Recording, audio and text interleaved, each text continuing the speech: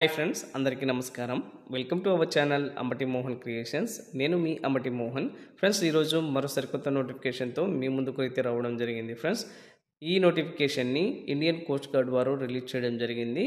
వీరు 2026 బ్యాచ్ కోసం assistant commandant, అలాగే జనరల్ డ్యూటీ, అలాగే టెక్నికల్లో engineering and electrical or electronics సంబంధించి 2026 బ్యాచ్ కోసం ఈ అప్లికేషన్ అయితే వీరు కోరడం జరిగింది. ఫ్రెండ్స్, ఈ నోటిఫికేషన్లో మొత్తం ఎన్ని వేకెన్సీస్ ఉన్నాయి, ఎలా అప్లికేషన్ ప్రాసెస్ చేయాలి, అప్లికేషన్ ఫీజు ఎలా ఉంటుంది, ఏజ్ లిమిట్ ఎలా ఉంటుంది, అలాగే సెలక్షన్ ప్రాసెస్ ఏ విధంగా ఉంటుంది అన్న పూర్తి వివరాలను అయితే నేను ఈ వీడియోలో మీకు తెలియబోతున్నాను. స్కిప్ చేయకుండా ఆఖరి వరకు చూసినట్లయితే ఈ నోటిఫికేషన్ యొక్క పూర్తి వివరాలు మీరు తెలుసుకోగలరు. ఫ్రెండ్స్, అలాగే మన ఛానల్ను మొదటగా చూస్తున్నట్లయితే సబ్స్క్రైబ్ చేసి పక్కనున్న బెల్ ఐకాన్ని క్లిక్ చేయండి. ఫ్రెండ్స్, నేను చేసే వీడియోస్ యొక్క అప్డేట్స్ ఎప్పటికప్పుడు మీకు నోటిఫికేషన్ రూపంలో అందడం జరుగుతుంది. ఫ్రెండ్స్, ఈ నోటిఫికేషన్ యొక్క పూర్తి వివరాల్లోకి వెళ్ళినట్లయితే కనుక ఈ నోటిఫికేషన్ని ఇండియన్ కోస్ట్ గార్డ్ వారు ఆర్మ్ ఫోర్స్ యూనియన్ నుంచి రిలీజ్ చేయడం జరిగింది. దీన్ని గ్రూప్ ఏ గెజిటెడ్ ఆఫీసర్గా ఈ ఉద్యోగాలను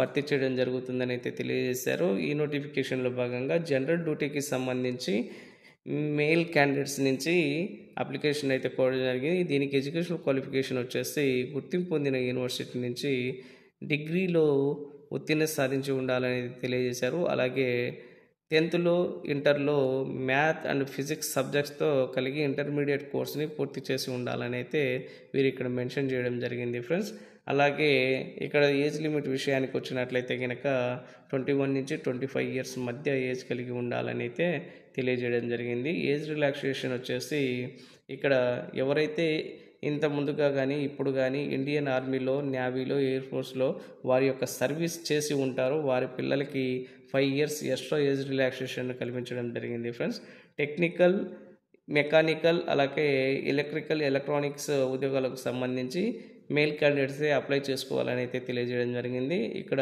ఏజ్ లిమిట్ వచ్చేసి 21 to 25 ఇయర్స్ వరకు ఇవ్వడం జరిగింది. ఫ్రెండ్స్, అదే ముందుగా తెలియజేసినట్టు ఇండియన్ కోస్ట్ గార్డ్గా సర్వీస్ చేసిన వారి పిల్లలకి 5 సంవత్సరాల ఏజ్ రిలాక్సేషన్ని కల్పిస్తామని తెలియజేయడం జరిగింది.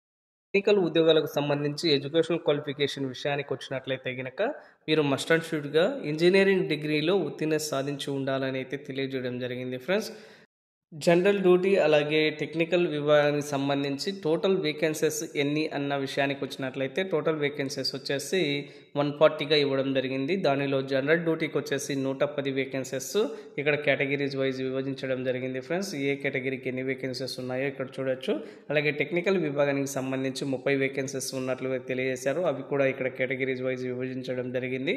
మీ కేటగిరీకి ఎన్ని ఉన్నాయో చూసుకొని అప్లై చేయండి. ఫ్రెండ్స్, ఇక్కడ అడిషనల్ ఎలిజిబిలిటీ విషయానికి వచ్చినట్లయితే కనుక ఇక్కడ చూడవచ్చు. ఫ్రెండ్స్, మనము ఎవరు అప్లై చేయొచ్చు, ఎవరు అప్లై చేయకూడదు అన్న విషయానికి వచ్చినట్లయితే కనుక ఎవరైతే 3 ఇయర్స్ డిగ్రీ కోర్స్ చేస్తూ ఉంటారో వారు 2nd ఇయర్స్ అయిపోయి 3rd ఇయర్ రన్ చేస్తూ ఉంటారు కదా, వారు 2nd ఇయర్ మార్క్ షీట్ని అయితే కనుక ఈ అప్లికేషన్కి అప్లోడ్ చేయాల్సి ఉంటుంది.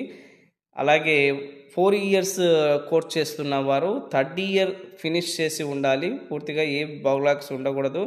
3rd ఇయర్ మార్క్ షీట్ని కూడా ఇక్కడ అటాచ్ చేయాల్సి ఉంటుంది అని అయితే తెలియజేయడం జరిగింది. సెమిస్టర్ కోర్సెస్ చేస్తున్న వారు లైక్ ఇప్పుడు ఇంజనీరింగ్ డిగ్రీ చేస్తున్నారు, వారు సెమిస్టర్స్ ఉన్నాయి. ఇప్పుడు కొన్ని డిగ్రీ కాలేజెస్లో సెమిస్టర్ విధానంలో ఎగ్జామ్స్ పెడుతున్నారు. అటువంటి వారు 3 ఇయర్స్ కోర్స్ చేసేవారు 5th సెమిస్టర్ కంప్లీట్ చేసి ఆ యొక్క మార్క్ షీట్ని అటాచ్ చేయాలని చెప్పారు. ఇక్కడైతే ఇంజనీరింగ్ డిగ్రీ చేస్తున్న వారు 4 సంవత్సరాల కోర్స్ చేస్తున్న వారు 7th సెమిస్టర్ ఫినిష్ అయి ఉంటుంది కదా, ఆ యొక్క మార్క్స్ మెమోని ఈ అప్లికేషన్తో పాటు జత చేయాలని అయితే వీరు తెలియజేయడం జరిగింది. ఫ్రెండ్స్, ఈ నోటిఫికేషన్ అప్లై చేస్తున్నటువంటి క్యాండిడేట్ యొక్క సెలక్షన్ విషయానికి వచ్చినట్లయితే కనుక అసిస్టెంట్ కమాండెంట్కి సంబంధించి 5 స్టేజెస్లో వీరు సెలక్షన్ ప్రాసెస్ అనేది ఉంటుందని అయితే తెలియజేశారు. దానికి స్టెప్ బై స్టెప్ ఇక్కడ ఇవ్వడం జరిగింది. స్టేజ్ 1లో వచ్చేసి coast guard common admission test అనేది కండక్ట్ చేయడం జరుగుతుంది. ఇందులో మొత్తం 100 క్వశ్చన్స్ని ఇవ్వడం జరుగుతుంది. ఆ 100 క్వశ్చన్స్ ఏ విభాగం నుంచి ఇస్తారో చూసినట్లయితే సిలబస్ ఇంగ్లీష్ నుంచి 25 క్వశ్చన్స్ అడగడం జరుగుతుంది. రీజనింగ్ అండ్ న్యూమరికల్ అబిలిటీ నుంచి 25 questions, general science and mathematic aptitude నుంచి 25 క్వశ్చన్స్, అలాగే జనరల్ నాలెడ్జ్ నుంచి 25 క్వశ్చన్స్, ఇలా మొత్తం 100 క్వశ్చన్స్ని ఇవ్వడం జరుగుతుంది. దానికి గాను 2 hours టైం ఇస్తారు. ఈ పేపర్ ఇంగ్లీష్లో ఉంటుందని అయితే వీరు తెలియజేయడం జరిగింది. ఫ్రెండ్స్, అలాగే ఇక్కడ సిలబస్ చూడొచ్చు. ఇక ఎలా మార్క్స్ అయితే గనక నార్మలైజేషన్ ఆఫ్ మార్క్స్ ఎలా తీస్తారు అన్న విషయానికి వచ్చినట్లయితే ఈ ఫార్ములా ప్రకారం మార్క్స్ని అయితే తీసి వారిని షార్ట్ లిస్ట్ చేయడం జరుగుతుంది ఫస్ట్ స్టేజ్లో. తర్వాత సెకండ్ స్టేజ్ వచ్చేసి ప్రిలిమినరీ సెలక్షన్ బోర్డ్ వారు సెకండ్ స్టేజ్లో క్యాండిడేట్ని షార్ట్ లిస్ట్ చేయడం జరుగుతుందని అయితే వీరు తెలియజేయడం జరిగింది ఫ్రెండ్స్. ఇక్కడ క్యాండిడేట్ యొక్క వెరిఫికేషన్ చేయబడుతుంది, డాక్యుమెంట్ వెరిఫికేషన్ చేయబడుతుంది, అలాగే అలాట్మెంట్ ఆఫ్ సెంటర్స్ని వీరు కేటాయించడం జరుగుతుందని అయితే తెలియజేశారు. స్టేజ్ 3లో ఫైనల్ సెలక్షన్ బోర్డు వారు క్యాండిడేట్స్ని సెలెక్ట్ చేయడం జరుగుతుందని అయితే ఇక్కడ తెలియజేయడం జరిగింది. వారి యొక్క లొకేషన్ని వీరైతే ఇక్కడ ఇవ్వడం జరుగుతుందని అయితే తెలియజేయడం జరిగింది. ఫోర్త్ స్టేజ్లో మెడికల్ ఎగ్జామినేషన్ అనేది కండక్ట్ చేస్తారు. క్యాండిడేట్ యొక్క మెడికల్ ఎగ్జామినేషన్ చేయడం జరుగుతుంది. దానిని 21 days లోపు కంప్లీషన్ అయితే చేయడం జరుగుతుందని అయితే తెలియజేశారు. వీరు దీనికోసం కొన్ని స్పెసిఫిక్ హాస్పిటల్స్ని అయితే ఇవ్వడం జరుగుతుంది. ఆ హాస్పిటల్స్లో మాత్రమే మనం మెడికల్ ఎగ్జామినేషన్కి అటెండ్ అవ్వాల్సి ఉంటుందని అయితే ఈ నోటిఫికేషన్లో క్లుప్తంగా తెలియజేశారు ఫ్రెండ్స్. స్టేజ్ 5th వచ్చేసి ఇంట్రొడక్షన్ అనేది ఉంటుంది. క్యాండిడేట్ యొక్క ఇంట్రడక్షన్ అనేది ఇక్కడ వీరు చేసుకోవడం జరుగుతుంది. ఆ తర్వాత వీరికి కేటాయించిన సెంటర్స్లో వీరిని రిక్రూట్ చేయడం జరుగుతుందని అయితే నోటిఫికేషన్లో క్లుప్తంగా తెలియజేయడం జరిగింది ఫ్రెండ్స్.